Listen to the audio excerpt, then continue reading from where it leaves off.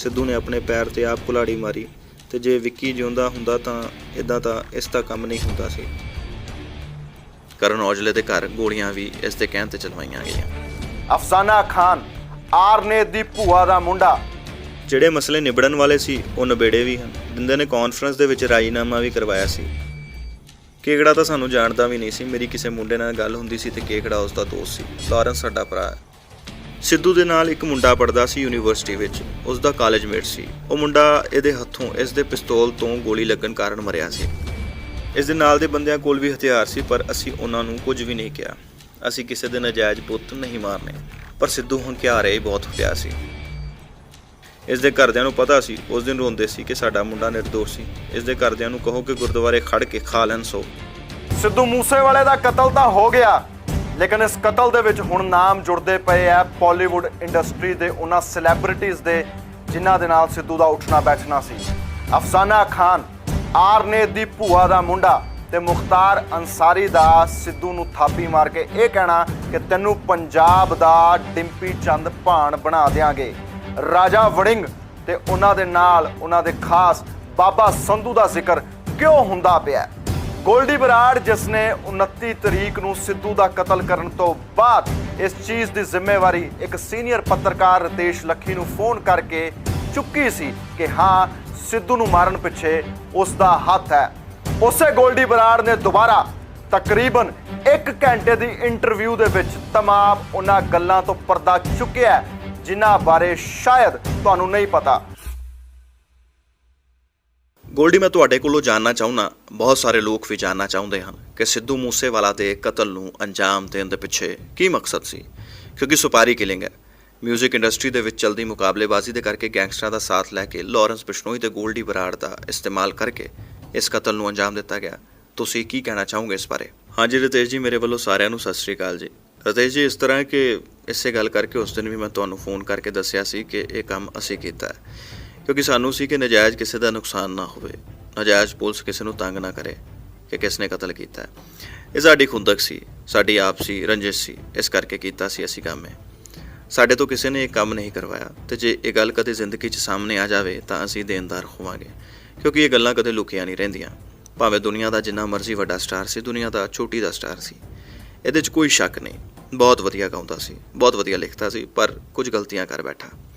ਅਸੀਂ ਕਿਸੇ ਦੇ ਕਹਿਣ 'ਤੇ ਕੁਝ ਨਹੀਂ ਕੀਤਾ। ਆ ਜਿਹੜੀਆਂ ਵੀ ਗੱਲਾਂ ਮੈਂ ਫੋਨ 'ਤੇ ਤੁਹਾਡੇ ਨਾਲ ਕਰ ਰਿਹਾ, ਸ਼੍ਰੀ ਗੁਰੂ ਗ੍ਰੰਥ ਸਾਹਿਬ ਜੀ ਨੂੰ ਹਾਜ਼ਰ ਨਾਜ਼ਰ ਮੰਨ ਕੇ ਮੂੰਹੋਂ ਕੱਢਾਂਗਾ। ਕੋਈ ਝੂਠੀ ਗੱਲ ਨਹੀਂ ਕਰਾਂਗਾ ਜੀ। ਜੋ ਵੀ ਗੱਲ ਕਰਾਂਗਾ ਉਸ ਦਾ ਦੇਣਦਾਰ ਹੋਵਾਂਗਾ। ਗੱਲ ਤਰਕ ਦੇ ਆਧਾਰ 'ਤੇ ਕਰਾਂਗਾ। ਜਿਹੜੇ ਬੰਦੇ ਸਾਨੂੰ 10 ਜਾਂ 5 ਮਿੰਟ ਮਿਲੇ ਹਨ, ਉਹਨਾਂ ਤੋਂ ਪਤਾ ਲੱਗ ਜਾਂਦਾ ਹੈ ਕਿ ਬੰਦਾ ਕਿੰਨੀ ਹਲਕੀ ਗੱਲ ਕਰ ਰਿਹਾ। ਅਸੀਂ ਰਤੇਸ਼ ਜੀ ਹਵਾ 'ਚ ਗੱਲ ਨਹੀਂ ਕਰ ਰਹੇ, ਸਾਡੇ ਕੋਲ ਕਾਰਨ ਹਨ।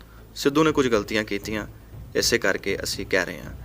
ਅਸੀਂ ਇਹਨੂੰ ਮਾਰਨ ਤੋਂ ਪਹਿਲਾਂ ਵੀ ਇਹ ਗੱਲ ਕਹੀ ਸੀ, ਤੁਹਾਨੂੰ ਵੀ ਮੈਂ ਕਿਹਾ ਸੀ ਕਿ ਰਤੇਸ਼ ਜੀ ਤੁਸੀਂ ਇਹਨਾਂ ਗੱਲਾਂ 'ਤੇ ਗੌਰ ਕਰੋ।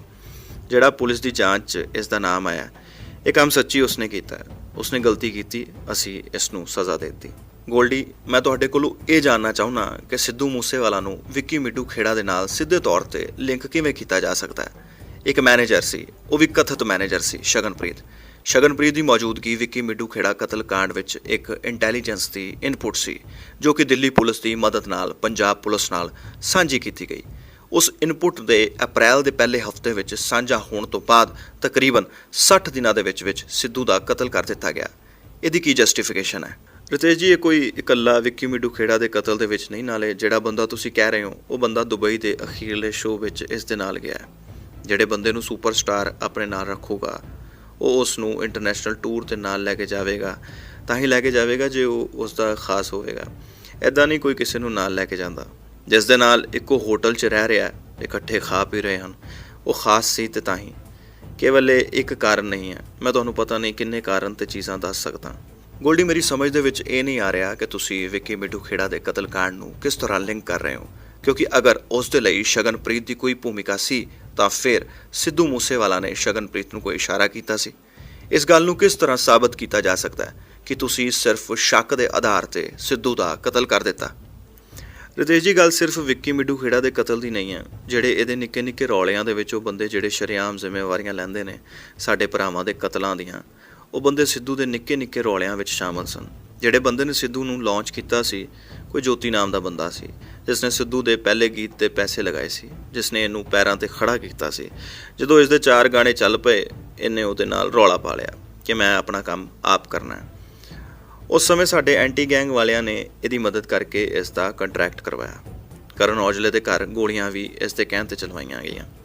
ਸਾਰਿਆਂ ਨੂੰ ਪਤਾ ਹੈ ਕਿ ਕਰਨ ਔਜਲੇ ਦੇ ਘਰ ਗੋਲੀਆਂ ਕਿਸ ਨੇ ਚਲਵਾਈਆਂ। ਨਾਲੇ ਜਿਵੇਂ ਲੋਕ ਕਹਿ ਰਹੇ ਹਨ ਕਿ ਉਹ ਬਹੁਤ ਅਣਖੀ ਸੀ ਤੇ ਮਾੜੇ ਬੰਦਿਆਂ ਦੇ ਖਿਲਾਫ ਖੜਾ ਸੀ ਤਾਂ ਕਰਕੇ ਮਾਰ ਦਿੱਤਾ, ਅਜਿਹੀ ਕੋਈ ਗੱਲ ਨਹੀਂ ਸੀ। ਸਾਡੇ ਨਾਲ ਵੀ ਉਸ ਦੀ ਬਣਦੀ ਰਹੀ ਹੈ। ਲਾਰੈਂਸ ਵੀਰ ਨੂੰ ਸਿੱਧੂ ਸਵੇਰੇ ਸ਼ਾਮ ਗੁੱਡ ਮਾਰਨਿੰਗ ਵੀਰ, ਗੁੱਡ ਨਾਈਟ ਤੇ ਮੈਸੇਜ ਕਰਦਾ ਸੀ।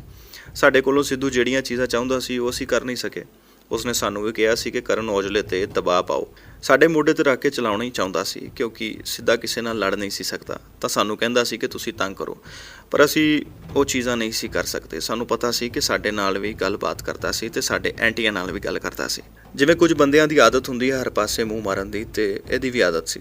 ਸਾਡੇ ਨਾਲ ਵੀ ਉਸ ਦੀ ਬਹੁਤ ਵਧੀਆ ਬਣਦੀ ਰਹੀ ਹੈ, ਪਰ ਇਹ ਕੁਝ ਚੀਜ਼ਾਂ ਚਾਹੁੰਦਾ ਸੀ ਜੋ ਅਸੀਂ ਨਹੀਂ ਕੀਤੀਆਂ, ਪਰ ਸਾਡੇ ਐਂਟੀਆਂ ਨੇ ਕਰ ਦਿੱਤੀਆਂ। ਬਸ ਫਿਰ ਇਹ ਸਾਡੇ ਵਿਰੁੱਧ ਹੋ ਗਿਆ। ਰਤੇਸ਼ ਜੀ, 4-5 ਬੰਦੇ ਮੈਂ ਤੁਹਾਨੂੰ ਅਜਿਹੇ ਦੱਸ ਦਿੰਦਾ ਜਿਨ੍ਹਾਂ ਦਾ ਸਾਡੇ ਨਾਲ ਕੋਈ ਲੈਣਾ ਦੇਣਾ ਨਹੀਂ ਹੈ, ਪਰ ਸਾਡੇ ਵੀ ਸੂਤਰ ਹਨ। ਜੇ ਮੈਂ ਤੁਹਾਡੇ ਚੈਨਲ ਤੇ ਕੋਈ ਗੱਲ ਕਰ ਰਿਹਾ ਤਾਂ ਮੈਂ ਦੇਣਦਾਰ ਹਾਂ ਉਸ ਚੀਜ਼ ਦਾ।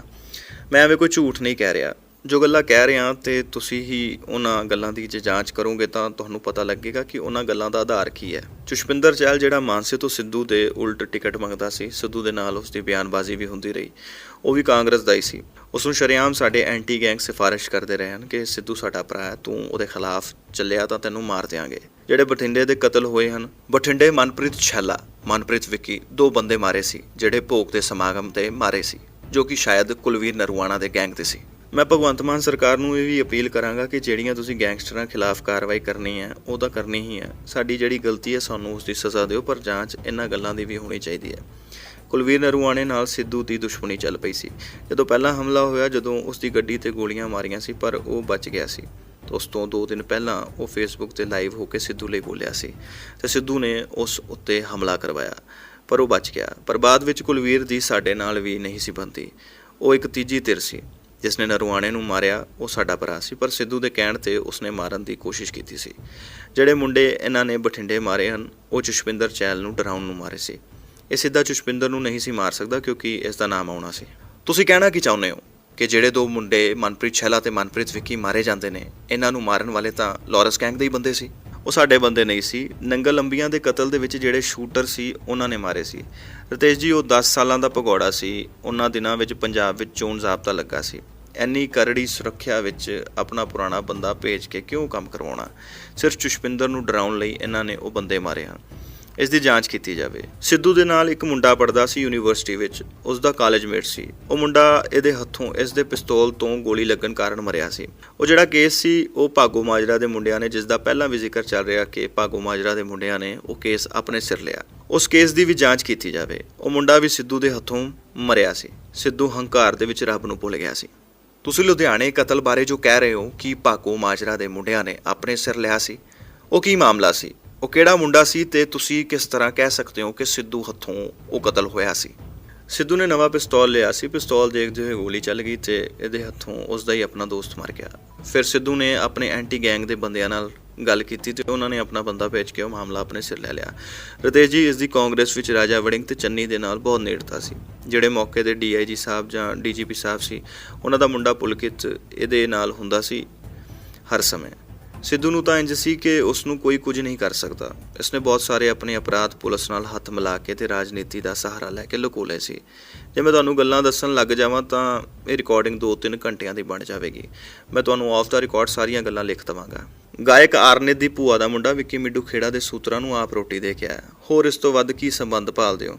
ਅਸੀਂ ਜੇ ਇਹਨਾਂ ਗੱਲਾਂ ਨੂੰ ਨਜ਼ਰਅੰਦਾਜ਼ ਕਰਨ ਲੱਗ ਪਏ ਤਾਂ ਫਿਰ ਤਕੜਾ ਬੰਦਾ ਵੇਖ ਕੇ ਮੂੰਹ ਪਾਸੇ ਕਰਨ ਵਾਲੀ ਗੱਲ ਹੋਊਗੀ।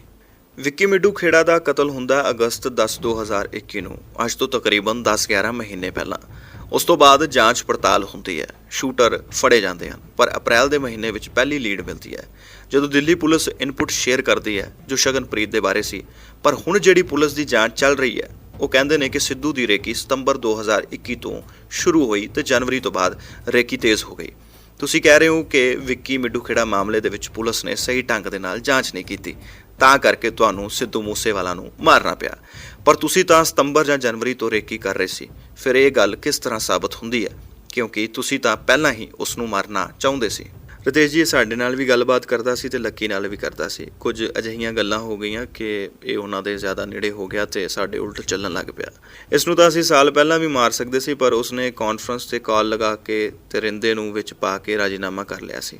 ਉਸਨੇ ਸਾਡੇ ਬੰਦੇ ਰਾਹੀਂ ਰਿੰਦੇ ਨਾਲ ਗੱਲ ਕੀਤੀ ਸੀ ਤੇ ਕਿਹਾ ਸੀ ਕਿ ਗੱਲ ਹੋ ਗਈ, ਉਹਨਾਂ ਨੂੰ ਮਾਫ ਕਰੋ, ਅੱਜ ਤੋਂ ਬਾਅਦ ਕੋਈ ਗਲਤੀ ਨਹੀਂ ਹੁੰਦੀ, ਮੈਂ ਘਰਦਿਆਂ ਦਾ ਇਕੱਲਾ ਮੁੰਡਾ।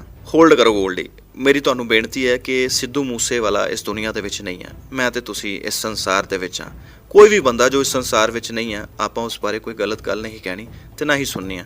ਭਾਵੇਂ 4 ਗੱਲਾਂ ਨਾ ਦੱਸੋ ਅਤੇ ਜੋ ਗੱਲਾਂ ਦੱਸ ਰਹੇ ਹੋ ਉਹ ਝੂਠ ਨਾ ਹੋਣ। ਰਤੇਸ਼ ਜੀ ਮੈਂ ਜੇ ਝੂਠ ਕਹਿ ਰਿਹਾ ਹੋਵਾਂਗਾ ਤਾਂ ਮੈਂ ਦੇਣਦਾਰ ਹੋਵਾਂਗਾ, ਜਿੱਥੇ ਕਹੋਗੇ ਉਸ ਥਾਂ ਤੇ ਸਰੈਂਡਰ ਕਰ ਦੇਵਾਂਗਾ।